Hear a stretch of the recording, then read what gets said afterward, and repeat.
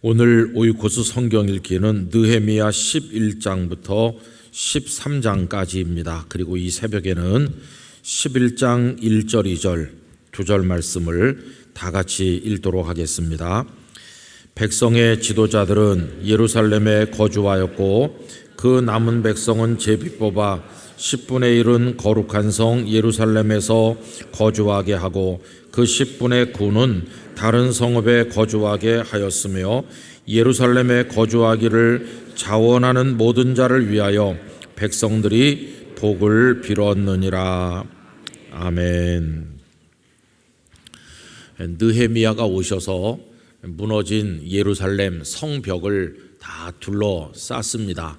그리고 성문을 달고 다시 성다운 성의 모습을 갖추게 된 겁니다. 그럼 이 성벽이 언제 무너졌나요? BC 587년에 포위당해서 1년 넘게 있다가 BC 586년 느부갓네살 왕의 군대에 의해서 성벽이 다 무너졌어요. 여러분, 옛날에 성은 성벽이 견고해야 그 성이 강한 성이고 성 안에 있으면 안전하고 그런 건데, 성벽이 다 무너졌다는 것은 이제 무인지경처럼 누구나 와서 다 짓밟는 그런 곳으로 전락했다는 걸 보여주는 거죠.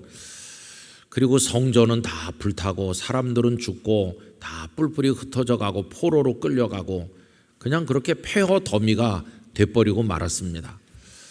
그러면 느헤미야가 오셔서 성벽을 재건한 게 언제냐 하면요, 연대를 우리가 정확히 특정하기는 어렵지만 대략 BC 445년쯤 된다고 생각해요. 그럼 586년에 무너졌는데 445년쯤 와서 성벽을 재건했으면은 한 140년 지난 겁니다. 여러분, 14년도 아니고요, 140년 동안 성벽 없이 방치되어 있었어요. 그러니 얼마나 거기가 황폐했겠나. 물론 그 전에 스룹바벨 총독과 대제사장 여호수아가 중심이 돼서 성전은 지었어요. 그렇지만 성전만 덩그러니 있고 성벽이 없기 때문에 도무지 성이라고 말할 수 없는 그런 지경에 있었는데, 느헤미야가 오셔서 성벽을 다 쌓은 거죠. 그러니까 140여 년 동안은 방치돼 있었던 겁니다. 거기 사람들이 모여 살지 않으니까 무슨 경제 체계가 제대로 유지되지 못하고 다 무너져 내렸고, 한마디로 먹고 살기가 어렵고 사람이 살기가 어려운 그런 지경으로 방치된 거죠. 자, 그런데 느헤미야가 오셔서 뜻있는 사람들을 모아가지고 성벽을 쭉 쌓긴 쌓았어요. 그런데 아직도 예루살렘의 사회, 경제 모든 게 다 무너져 있는 것이니까, 말하자면 아무것도 없는 곳에 건물만 하나 덩그러니 지은 거랑 비슷하죠. 그리고는 사람들에게 물어보는 겁니다. 자, 여기서 살 사람 누가 산다고 하겠습니까? 비록 집을 지어놨어도 그 안에 살림살이도 있어야 되고 사람의 온기도 있어야 되고 여러 가지 삶에 필요한 것이 있어야 되는데, 덩그러니 집만 한 채 대충 지어놓고 살 사람 그러면 누가 손들겠어요? 그런 상황이에요. 예루살렘 성벽을 쌓긴 쌓았는데 들어와서 사는 사람이 있어야 성이 점점 제자리를 잡아갈 거고, 사람이 살만한 성으로 경제활동도 시작될 거고, 모든 게 다 자리가 잡혀서 시간이 오래 지나겠지만 예전에 다윗과 솔로몬 시대만은 못하다 할지라도 그래도 어느 정도 그 성이 성답게 회복될 수 있을 거 아니겠어요? 근데 성벽은 쌓았는데 거기 와서 살려고 하는 사람이 없는 거죠. 그래서 오늘 읽은 말씀은 어느 정도 강제 조항을 해가지고 그 예루살렘에 살 사람들을 선택했다 하는 걸 보여주는 겁니다. 1절 말씀을 다시 보시면 백성의 지도자들은 예루살렘에 거주했다. 여러분, 그 당시 지도자들이 훌륭한 것 같잖아요. 지도자들이 먼저 자원했어요. 우리 리더가 된 사람들이 예루살렘에 살겠습니다. 그리고 그 남은 백성은 제비를 뽑아서 10분의 1, 제비 뽑기에서 10분의 1은 예루살렘에 살아라 이렇게 하는 거죠. 그래서 10분의 9는 다른 성읍에 거주해도 좋다 이렇게 했지만 지도자들과 10분의 1은 성에 살게 했어요. 그리고 나머지 백성들이 2절에 보면 예루살렘에 거주하기를 자원하는 모든 자를 위하여 백성들이 복을 빌었다. 그들을 축복했어요. 당신들이 힘든 곳을 선택해서 예루살렘에 살게 됐는데 하나님께서 당신들에게 복 주시기를 원합니다. 여러분, 이 예루살렘에 사는 사람들을 뽑아 세운 것은 대단히 중요합니다. 성벽은 쌓긴 쌓았지만 아무도 살지 않으면 다시 또 무너질 것이고 그게 방치되다 보면 성의 구실을 못할 거 아니겠어요? 여러분, 성벽을 쌓았으면 누군가는 거기 살면서 그 성을 지키는 게 중요한 거죠. 성벽을 쌓는 것도 중요하지만 지키는 거 더 중요한 거 아니겠어요? 저는 요즘에 우리가 잘 못한 게 지키지를 못하고 있다, 그런 생각이 많이 들어요. 여러분, 1945년 해방됐습니다. 그런데 해방되고 나서 6.25가 날 때까지 그 한 5년 가까운 시간을 소위 해방정국 이렇게 부릅니다. 해방되고 난 다음에 남북한의 상황을 해방정국이라고 부르는데 그 짧은 기간 동안에 남쪽은 남쪽대로 북쪽은 북쪽대로 얼마나 혼란스러운지 몰라요. 북쪽에서는 해방되던 해 11월에 신의주 학생의거가 있었어요. 제가 엊그저께 그 말씀을 듣고 보니까 신의주 학생의거의 날이라고 그래가지고 얼마 전까지만 해도 우리나라에서 그 신의주 학생의거 날이 기념일로 돼 있었고 교과서에서도 신의주 학생의거가 있었다, 이게 나왔었다고 그래요. 그런데 언제부턴지 신의주 학생의거가 기념일로 다 없어져 버린 거예요. 그게 없어져서 사람들이 알질 못해요.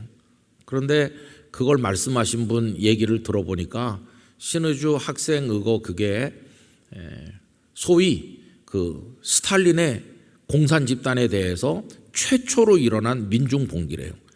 그게 우리나라 신의주에서 그것도 학생들에 의해서 일어난 거예요.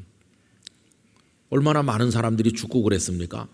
또 남쪽에서는 여수와 순천 지역에서 손양원 목사님의 아들들이 죽고 할 때 뭐 그런 일도 있고 얼마나 무질서했는지 몰라요. 그 해방정국 한 5년 가까이 지난 다음에 6.25 전쟁이 뻥 터져가지고 3년 동안 많은 사람 죽고 이 땅에 참상이 벌어졌습니다. 그리고 전쟁이 휴전 상태로 들어간 다음에 전 세계에서 가장 가난한 나라 중에 하나가 우리나라였었죠. 참 비참한 나라였습니다. 그런데 요 남쪽, 휴전선 남쪽이라도 공산화되지 아니하고 자유민주주의 국가로 남아있는 건 기적입니다. 기적.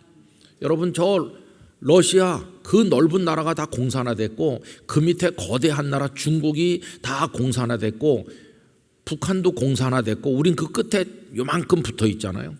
마치 불도저로 밀면 태평양 바다에 빠질 수밖에 없을 것 같은 아주 작은 땅덩어리인데 요 작은 땅덩어리가 공산화되지 않고 자유민주주의로 남아있는 거예요. 여러분, 이건 기적입니다. 기적. 하나님의 특별한 은혜입니다. 그런데 우리 교회 80주년 분과에서 역사 그 편찬을 도와주시는 서울신학대학교 박명수 교수님, 지난번에 한경직 기념주간에 찬양 예배 때 설교하셨는데 그 교수님 대단한 분이세요. 교회사 교수지만은 한국 외교사학회 회장도 하셨고 박근혜 정부, 문재인 정부에서 12억의 연구비를 받아서 해방 전국에 이 땅에 어떤 정치적인 사회적 혼란이 있었고 어떻게 여기 자유민주주의가 지켜졌는지를 집중 연구하셔서 전집을 내신 분이세요. 근데 그 목사님이 다 그때 일들을 연구를 해보니까 파도 계속 나오는 이야기가 한국 교회가 아니었으면은 자유민주주의는 없다, 이 땅에. 그리고 그 한국 교회 중심에 한경직 목사님이 계시다. 그런 게 계속 나오고 있다고 그래요. 지금까지 알려지지 않았던. 그래서 우리 한 목사님은 단지 영락교회 담임 목사님이셨던 것이 아니라 이 땅의 자유민주주의를 지켜내는데도 결정적인 수고를 많이 하신 목사님이세요. 그리고 거기 도왔던 많은 목사님들, 그리고 이 땅에 눈물 어린 기도를 올린 성도들, 그러면서 이 땅의 자유민주주의가 지켜졌어요. 그런데 여러분, 요즘에 와서 그런 정체성이 많이 흔들리고 있어요. 성벽은 어렵게 느헤미야가 쌓듯이 한 목사님이나 성각자들이 그렇게 해가지고 자유민주주의라고 하는 성벽을 쌓아놓았는데, 여러분, 이거 우리가 지키지 못하면 안 되는 거예요. 지켜야 됩니다. 어떻게 해서든지 지켜야 되는 것이. 한국 교회도 그래요. 초창기 우리 선배 목사님들, 어르신들 정말 가난할 때 얼마나 열심히 복음 전도하시고 눈물로 기도하고 산에 가서 기도하고 금식하면서 그렇게 해가지고 한국 교회를 이렇게 쌓아 놓으시듯이 그렇게 하신 거예요. 근데 오늘 우리가 다 게으르고 나태해가지고, 그래서 한국 교회가 지금 뿌리채 이렇게 흔들리는 것처럼, 조금 뭐 좀 하는 사람들은 다 자기가 한 것처럼 교만하고 교회를 자기 무슨 사유물인 것처럼 생각하는 사람도 있고, 이렇게 하면서 우리가 쌓아 올린 성벽을 스스로 무너뜨리듯이 참 어리석은 일을 많이 했다.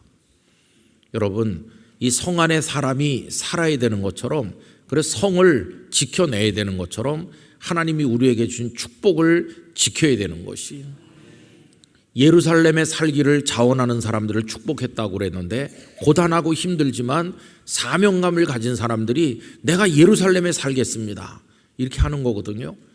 여러분, 지켜야 될 자리에 자원하셔서 거기 터를 잡고 그 자리를 지키는 사명자로 하나님 앞에 헌신하시기를 바랍니다. 그건 쉬운 건 아니지만 우리가 지켜야 될 거 많이 있잖아요. 고귀한 가치들 많이 있어요. 창조 질서를 깨뜨리려고 하는 세력에 우리가 맞서서 성경의 가치를 지켜내야 되는 것입니다. 어떤 사람들은 동성 결혼이 뭐 세계적인 추세인 것처럼 선전하지만 그건 다 속임수입니다. 전 세계 이 많은 나라 중에서 동성 결혼을 법으로 합법화한 나라는 겨우 한 30개 가까이밖에 안 돼요. 나머지 나라들은 동성 결혼을 합법화했다가도 다시 취소하고 있기도 하고 다 극렬하게 반대하고 있어요. 근데 이게 무슨 뭐 세계적 추세인 것처럼 선전하는 사람들한테 속으면 안 돼요.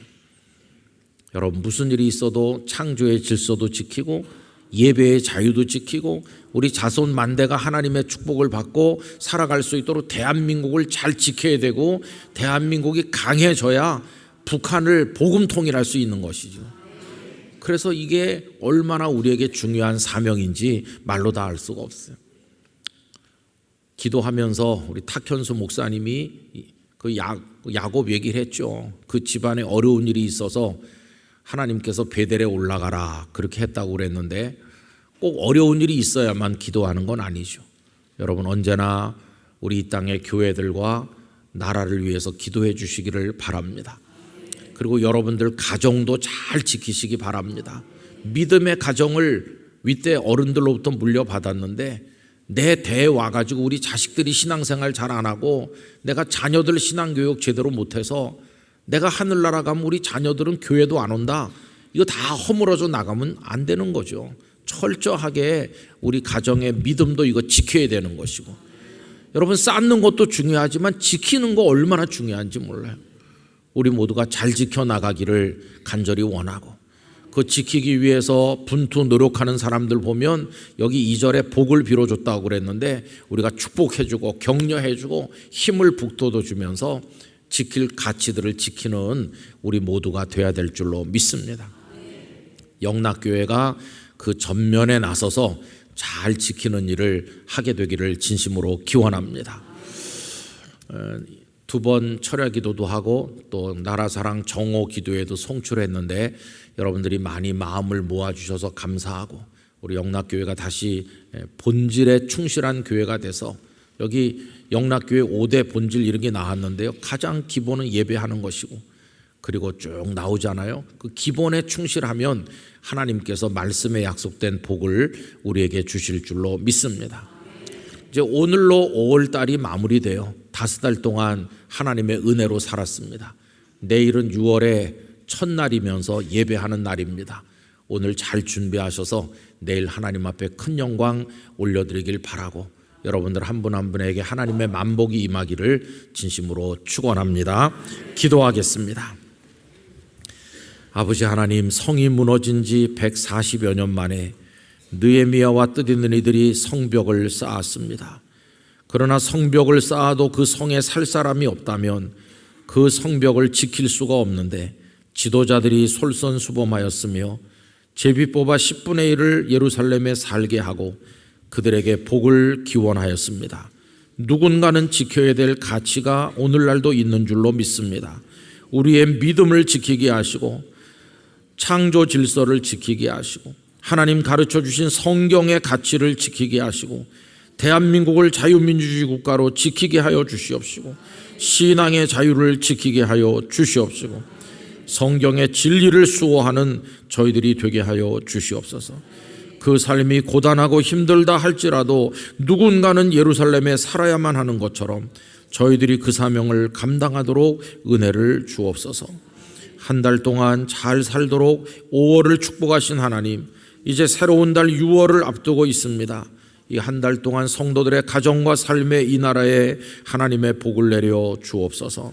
우리의 기도하는 제목들마다 응답해 주시고 철야하시고 피곤한 분들도 많으실 터인데 육신에 무리가 가지 않도록 하나님께서 새 힘을 주시기를 원합니다.